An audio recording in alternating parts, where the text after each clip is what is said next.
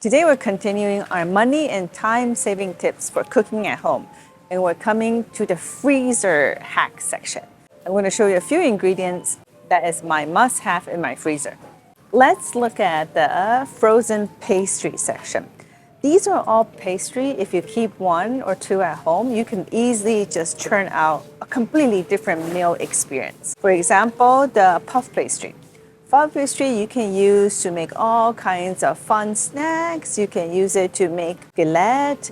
You can also use it to make like egg tarts, for example. I also use phyllo. Phyllo is another experience. It's a little bit different. It's a lot more layered and a little bit more crispy. For Chinese, we always have the spring roll pastry that we keep at hand. If you want to make spring roll or if you want to make samosa, these are all like, just keep a small pack. You keep it at home.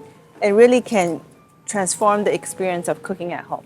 And it's not too expensive as well. Frozen paratha, frozen chapati. I keep a few bags at home as well. Anytime you want a meal, don't want to have rice or noodles, these frozen paratha, also in some other places where they sell chapati, is definitely a recommendation for me. I love frozen fruits. One is because they're expensive when you buy it fresh. Two is they go bad very easy. When you keep frozen fruit in the freezer, you can whip it out anytime to make frozen smoothie. And you can also freeze things that are not originally from the freezer section, such as cheese. So the merchants really love anything cheese related. Cheesy bites, cheese pizza, cheese on top of their pasta. So what I do is I will buy these big packet of shredded cheese. They go bad quite easily. So start getting molded in a few days. So the great thing about this is you can keep them in the freezer. I do keep a variety of frozen meat at home as well, like frozen chicken breast, frozen pork belly, just because I don't have time to come out and buy things all the time. And frozen, usually the price is quite competitive as well.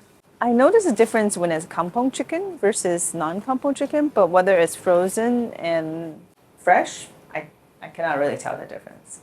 Frozen vegetable, the mixed vegetables and the green beans. These you can make fried rice, you can put into tartlets. Just whenever you need to add some color into your dish, frozen vegetable is a must-have.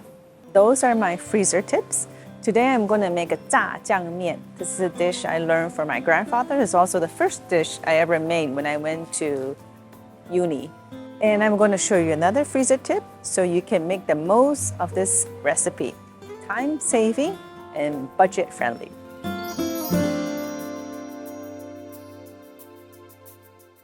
So this is what we call a sa guo.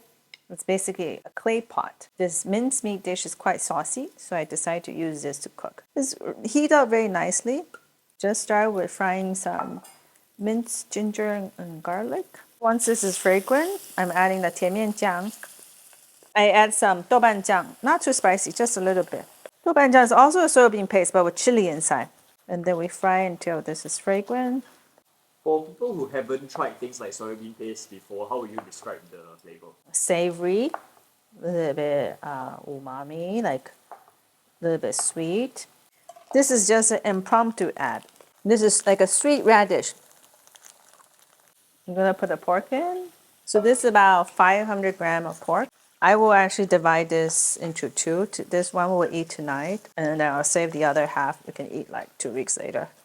When I first tried making this, I thought, wow, this is so easy. I cannot believe I can make it too. So it actually inspired me to make more. I was like, oh, that's all you have to do? Because when you taste it, it's so flavorful. It's so satisfying, but you can just simply throwing these things together. You just need to make sure you find the right ingredients. So tianmian jiang is not that common.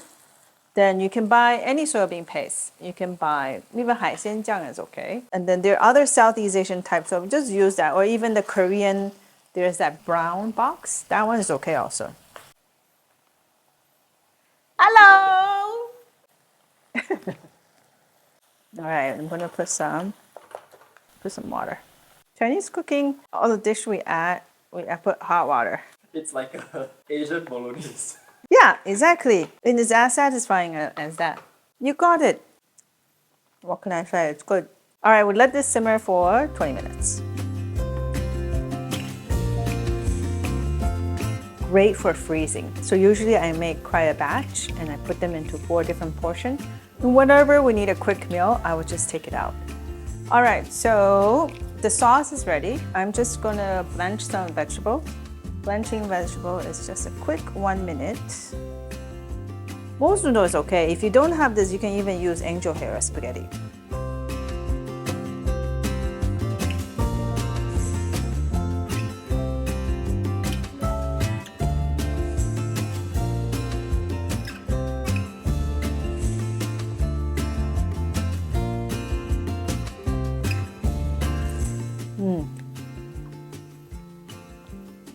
Memory of my grandfather. We call it the 肉面, but it's so much more than just meat noodle, right? A lot of flavors, a lot of different things we put in.